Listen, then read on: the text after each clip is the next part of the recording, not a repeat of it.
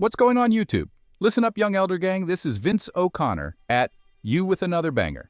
Please make sure you like, subscribe, and share this video, fam.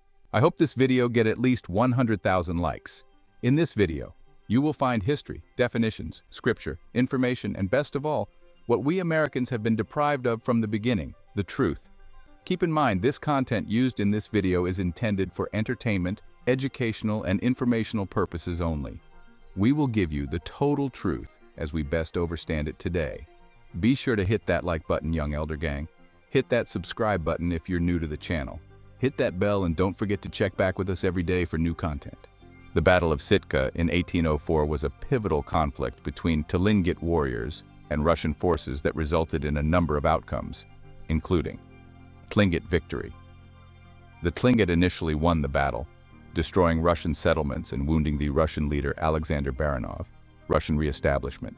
The Russians reestablished their presence in Sitka 2 years later, fortifying the abandoned Nautline and renaming it Novoarkhangelsk, New Archangel. Tlingit-Russian relationship.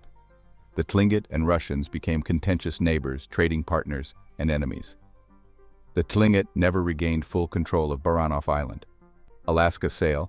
Russia ceded its interest in Alaska to the United States in 1867. Peace negotiations. Peace negotiations between the Russians and Native Americans established a status quo that kept the peace until Alaska was sold.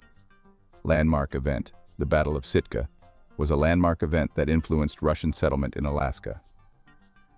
Anushi Lingit Anika, Russians in Tlingit America. The battle took place at the mouth of Indian River in what is now Sitka National Historical Park. In the Battle of the Thames, also known as the Battle of Moraviantown, on October 5, 1813, during Tecumseh's War, American forces led by General William Henry Harrison decisively defeated a combined British and Native American force, resulting in the death of Tecumseh and effectively ending his Confederacy, marking a major turning point in the conflict. This battle is considered the climax of Tecumseh's War, which largely merged with the War of 1812. Key points about the battle. Leaders: Tecumseh, a Shawnee leader, fought alongside British forces against American troops commanded by General William Henry Harrison. Outcome: the American forces achieved a decisive victory, killing Tecumseh in the battle and dispersing his Native American coalition. Significance: Tecumseh's death significantly weakened Native American resistance to westward expansion by the United States.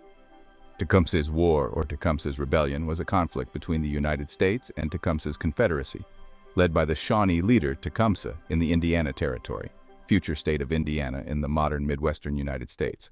Although the war is often considered to have climaxed with General Governor William Henry Harrison's 1773 to 1841 victory at the Battle of Tippecanoe in October 1813, Tecumseh's War essentially continued into the larger War of 1812 to 1815, and is frequently considered a part of that larger international struggle.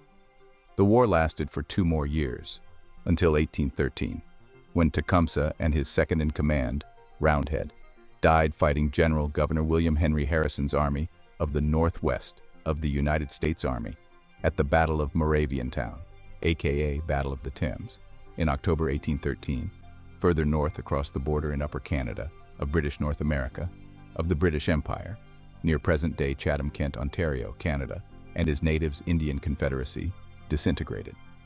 Tecumseh's War is viewed by some academic historians as the final conflict of a longer-term military struggle for control of the Great Lakes region of interior North America, encompassing a number of wars over several generations, occasionally referred to as the 60 Years' War. The War of 1812 ended in a stalemate, with neither side achieving a clear victory, and concluded with the signing of the Treaty of Ghent on December 24, 1814, officially ending hostilities between the United States and Great Britain. Although the war saw several significant battles, including the burning of Washington, D.C. by British forces, the Americans ultimately managed to repel British invasions in key locations like Baltimore and New Orleans, boosting national pride and confidence despite early setbacks. Key points about the War of 1812. Causes: the war primarily stemmed from British practices like impressment of American sailors, trade restrictions, and support for Native American tribes against American expansion. Major battles: while the war involved numerous battles across North America, Some notable ones include the Battle of Lake Erie, American victory, the Battle of Baltimore, American defense, and the Battle of New Orleans, a decisive American win that occurred after the peace treaty was signed. Impact on the U.S., although considered a draw militarily, the war boosted American national pride and solidified the nation's identity as an independent power. The Peoria War was a month of fighting in 1813 during the War of 1812 between the U.S. Army and the Potawatomi and Kickapoo tribes in the Peoria area. The U.S. victory in the Peoria War was part of a larger effort to remove Native American tribes from Illinois. Here are some details about the Peoria War. U.S. expedition. In October 1812, Governor Ninian Edwards and Colonel William Russell led an expedition to attack and destroy the native villages. Fort Clark. In September 1813, the Americans built Fort Clark in Peoria. Native American abandonment, the Potawatomi and Kickapoo tribes were forced to abandon the area after the U.S. attack. Future conflicts, hostilities between the U.S. and Native Americans in the area continued in the Winnebago War of 1827 and the Black Hawk War of 1832. The War of 1812 was a turning point for Native Americans who saw it as their last chance for outside military assistance in their fight for sovereignty. In the Creek War, which took place between 1813 and 1814, General Andrew Jackson decisively defeated the Creek Native American forces at the Battle of Horseshoe Bend, effectively ending the war and forcing the Creeks to cede a large portion of their land to the United States government through the Treaty of Fort Jackson. This battle is considered a turning point in the conflict as it significantly weakened the Creek Nation and paved the way for further Native American displacement in the region. Key points about the Creek War. The Red Sticks. A faction of Creek warriors known as the Red Sticks led the resistance against white settlement, initiating the conflict with attacks on frontier settlements. Battle of Horseshoe Bend. The pivotal battle where Jackson's forces inflicted a major defeat on the Creek warriors, occurring near the Tallapoosa River in present-day Alabama. Treaty of Fort Jackson. Following the battle, the Creeks were forced to sign the Treaty of Fort Jackson, surrendering a vast amount of their land to the United States government. The war ended with a decisive victory by Andrew Jackson at Horseshoe Bend in late March 1814. By the end of the war, the majority of Upper Creek people were homeless, and an estimated half of the population was either dead or seeking refuge in Spanish territory. The First Seminole War, which took place between 1817 and 1818, saw the United States military, led by General Andrew Jackson, invade Spanish Florida and attack Seminole Indian settlements, ultimately forcing the Seminoles further south into Florida, and contributing to Spain ceding Florida to the United States due to the escalating conflict. This war was largely sparked by tensions over land, slave refugees finding sanctuary with the Seminoles, and raids on American settlements by some Seminole groups. Key points about the First Seminole War. Cause: American settlers and the U.S. government were frustrated by Seminole raids and the refuge provided to escaped slaves within Seminole territory. Major figure: General Andrew Jackson led the U.S. military campaign against the Seminoles. Key events: invasion of Spanish Florida. Jackson marched into Spanish Florida, attacking Seminole villages and capturing Spanish forts like St. Mark's. Battle of Foultown, an early engagement where the U.S. forces attacked a Seminole village, killing many inhabitants. Treaty of Adams-Onis. Following the war, Spain ceded Florida to the United States. How did the Seminoles fight back? Guerrilla tactics. The Seminoles utilized the swampy terrain of Florida to their advantage, using hit-and-run tactics against the larger U.S. forces. Strategic retreats. They would often withdraw into the Everglades after skirmishes, making it difficult for the U.S. Army to track and engage them. What was the outcome of the First Seminole War? Seminole displacement. While the Seminoles were not completely defeated, they were forced further south into Florida, losing much of their land. Spanish cession of Florida. The conflict contributed to Spain relinquishing control of Florida to the United States. Texas Indian Wars. The Red River War, which took place from 1874-1875, was the final major battle between the U.S. Army and the Southern Plains Indians, and it marked the end of the Texas Indian Wars. Battles. The war involved many battles and skirmishes across the plains and canyons of Texas.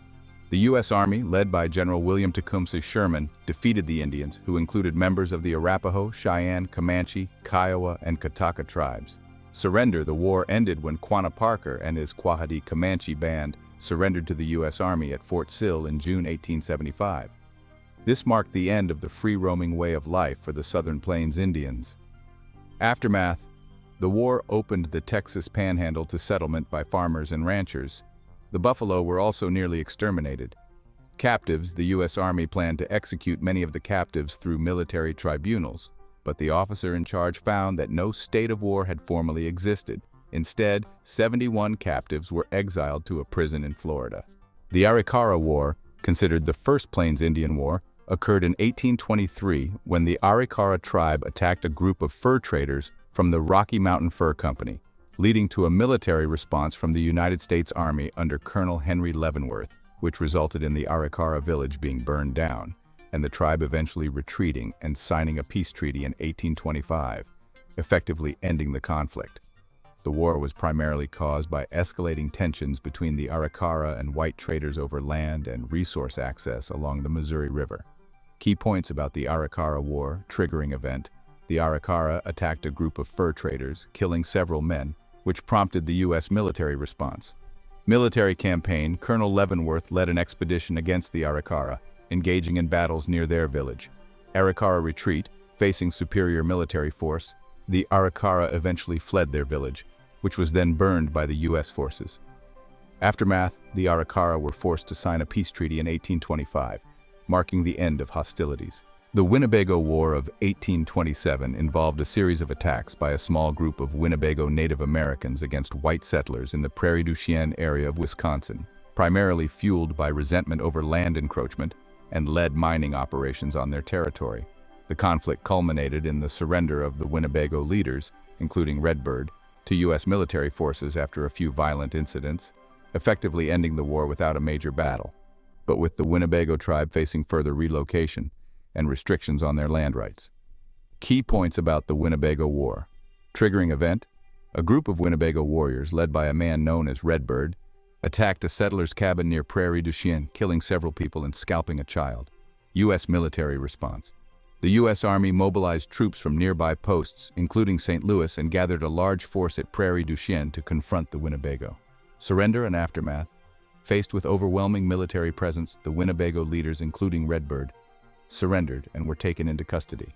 While some were initially sentenced to death, they were eventually pardoned. Impact: the war led to further displacement of the Winnebago tribe from their traditional lands and increased restrictions on their movement and hunting rights. In the Black Hawk War of 1832, Native American leader Black Hawk, leading a band of Sauk and Fox warriors, attempted to reclaim their ancestral lands in Illinois and Wisconsin, but were ultimately defeated by a large U.S. militia force, culminating in the Battle of Wisconsin Heights, where Black Hawk was significantly outnumbered and forced to retreat across the Mississippi River, leading to his surrender and the end of the war. The conflict resulted in heavy casualties among the Native American population, with many women and children also killed during the retreat and subsequent pursuit by the militia. Key points about the Black Hawk War. Black Hawk's motive: he aimed to return to his traditional lands that were being encroached upon by white settlers. Major battle: the Battle of Wisconsin Heights, where Black Hawk's significantly smaller force was overwhelmed by the U.S. militia. Outcome: Black Hawk was forced to surrender and was imprisoned after the battle. Casualties: many Native Americans, including women and children, were killed during the retreat and pursuit. Significance: this conflict marked the end of major Native American resistance to white settlement in the region around the Great Lakes. The Second Seminole War, which took place between 1835 and 1842, saw the Seminole tribe fiercely resist forced removal from their Florida land by the U.S. government, leading to a prolonged and bloody conflict where the Seminoles, utilizing guerrilla tactics and the swampy terrain to their advantage, inflicted heavy losses on the American military, despite ultimately being forced to relocate to Indian Territory, present-day Oklahoma, with a small number choosing to remain hidden in the Florida Everglades. The war is considered one of the longest and most costly Indian wars in U.S. history, notable for the lack of a formal peace treaty at its conclusion. Key points about the Second Seminole War. Triggering event: the war began with the Dade Massacre in December 1835, where a group of U.S. soldiers were ambushed and killed by Seminole warriors near present-day Bushnell, Florida. Seminole tactics: The Seminoles employed guerrilla warfare, utilizing the Florida Everglades' dense terrain to their advantage by attacking suddenly and then disappearing into the swamps. Notable Seminole leaders like Osceola, Micanopy, and Alligator played crucial roles in resisting the U.S. forces. U.S. military struggles. Despite superior numbers, the American military faced significant challenges due to the difficult terrain, disease, and the elusive nature of the Seminole fighters. War's end. The U.S. government declared the war over in 1842, with most Seminoles removed to Indian Territory, although a small group remained in the Everglades. Rampage during the Second Seminole War. Nominal end to conflict, no peace treaty. Approximately 4,000 Seminoles, forcibly transported to Indian Territory. Approximately 575 Seminoles remained in Florida. Unresolved conflict led to Third Seminole War in 1855. The Second Creek War, also known as the Creek War of 1836, or the Creek Alabama Uprising, was a conflict between the Muskogee Creek people and non-native land speculators and squatters. The Battle of Hobdy Bridge and Pea River was one of the last major battles of the war and resulted in a defeat for the Creeks. Here's what happened. Battle. In March 1837, the battle took place between the Creeks and Alabama settlers. Many Creek women and children fought to protect themselves, melting pewter plates for bullets. Outcome. The Creeks were forced to scatter, but many families were able to swim away. General Wellborn's men reported that 23 Creeks were dead, while 2 American soldiers were killed and 7 were wounded. Aftermath. The escaped Creeks fought on in Florida, with many joining the Second Seminole War. Some Creeks left Alabama and moved to Oklahoma, while others remained in Alabama, where their descendants still live today. The Comanche Wars refer to a long period of conflict between the Comanche Native American tribe and various European settlers, primarily from Mexico and later the United States, where the Comanche, known for their superior horseback warfare, conducted numerous raids across the southern plains, often capturing horses and taking captives. Eventually, due to factors like disease, the near extinction of bison, and aggressive military campaigns by the U.S. Army, the Comanche were defeated and forced onto reservations in Oklahoma by the late 1870s, marking the end of the Comanche Wars. Key points about the Comanche Wars. Dominant force. The Comanche were highly skilled horsemen and raiders, which allowed them to control a vast territory across the southern plains and terrorize neighboring tribes and settlers for centuries. Raiding tactics. Comanche raids often involve stealing horses, taking captives, and sometimes killing non-combatants, including women and children. Impact on settlements. These raids significantly disrupted the development of settlements in Texas and northern Mexico, causing economic damage and fear among the civilian population. Notable battles. Some key battles include the First Battle of Adobe Walls, 1864, where a large Comanche force was defeated by U.S. forces under Kit Carson. End of resistance. By the late 1870s, due to the combined effects of disease, bison depletion, and relentless military campaigns, the Comanche were forced to surrender and were relocated to reservations in Oklahoma. The Battle of Osage Indian War primarily refers to the Battle of Claremore Mound, where a coalition of Cherokee and their allies attacked an Osage village, killing around 38 Osage warriors and taking 104 captives. This conflict stemmed from tensions over hunting grounds and land disputes, leading to the construction of Fort Smith in present-day Arkansas to help mediate between the tribes. Key points about the Battle of Claremore Mound. Attackers. A combined force of Cherokee and their allies. Osage target. The Osage village near Claremore Mound. Casualties. Approximately 38 Osage killed, 104 captured. Outcome. The Osage suffered significant losses, prompting the establishment of Fort Smith to maintain peace between the tribes. The Cayuse War, which took place in the Oregon Territory between 1847 and 1850, stemmed from the Whitman Massacre, where a group of Cayuse Native Americans killed a missionary couple, Marcus and Narcissa Whitman, and several other white settlers at their mission station, leading to a violent conflict with American settlers, and ultimately the hanging of 5 Cayuse men as punishment, known as the Cayuse Five. Key points about the Cayuse War. The Whitman Massacre. The conflict began when a group of Cayuse warriors attacked the Whitman mission on November 29, 1847, killing 13 people, including the missionaries. This event was likely fueled by growing tensions between the Cayuse and white settlers over land use and a measles epidemic that devastated the tribe. Oregon Volunteer Militia. Following the massacre, a large force of Oregon volunteers was mobilized to pursue the Cayuse, leading to several skirmishes and battles across the region. The Cayuse 5. After years of conflict, the U.S. government managed to capture 5 Cayuse men who were then tried and hanged in Oregon City in 1850, even though their guilt in the massacre was not fully established.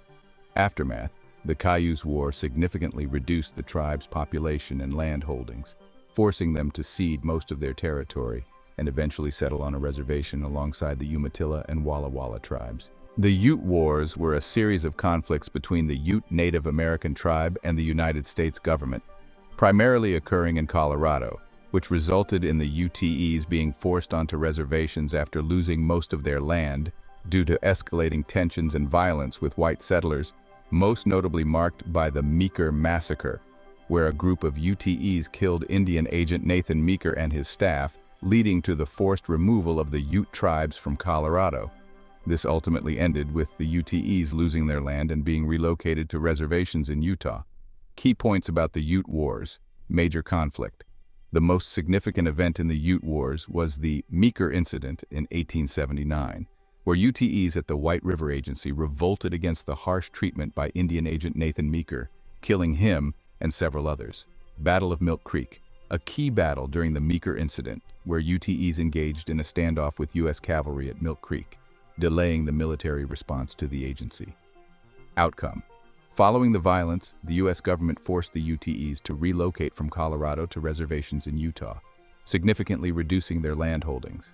The Apache Wars refers to a series of conflicts between the United States Army and various Apache tribes, primarily in the American Southwest, which lasted for decades and ultimately ended with the surrender of Apache leader Geronimo in 1886, marking the end of major hostilities. This surrender is generally considered the final battle of the Apache Wars, where the U.S. military forced the Apaches onto reservations, often far from their traditional lands, through aggressive campaigns and military tactics. Key points about the Apache Wars. Major players. Notable Apache leaders like Cochise and Geronimo led resistance against the U.S. military. Guerrilla warfare. The Apache employed hit-and-run tactics, raiding settlements and utilizing their knowledge of the terrain to evade capture. Cause of conflict: expansion of white settlement into Apache territory, leading to clashes over land and resources. Impact on Apache people. Many Apache were forced onto reservations, disrupting their traditional way of life. The Battle of Jicarilla War, primarily known as the Battle of Cieneguilla, was a conflict where the United States Army engaged the Jicarilla Apache tribe near present-day Pilar, New Mexico, on March 30, 1854. Marking the first time U.S. regular troops fought against the Apache people. The battle resulted in a significant defeat for the Jicarilla Apache, forcing them from their land and leading to their displacement across the region, with many dying from harsh weather conditions while attempting to evade further pursuit by the Army. Notable figures involved included Lieutenant Colonel Philip St. George Cook and Kit Carson as a guide for the U.S. forces. Key points about the Jicarilla War location. The primary engagement, the Battle of Cieneguilla, took place near present-day Pilar, New Mexico. Combatants: the Jicarilla Apache tribe fought against the U.S. Army's 1st Dragoon Regiment. Outcome: the U.S. Army achieved a decisive victory, forcing the Jicarilla Apache to flee and disperse. Key figures: Lieutenant Colonel Philip St. George Cook led the U.S. forces, with Kit Carson acting as a guide. Further details. Motivation: the Jicarilla Apache were resisting the expansion of American settlers into their traditional lands. Aftermath: following the Battle of Cieneguilla, the Jicarilla Apaches were pursued relentlessly, leading to many deaths from exposure to harsh weather conditions. Later settlements. Eventually, the Jicarilla tribe was moved to the Mescalero Reservation, though they faced difficulties due to limited suitable land.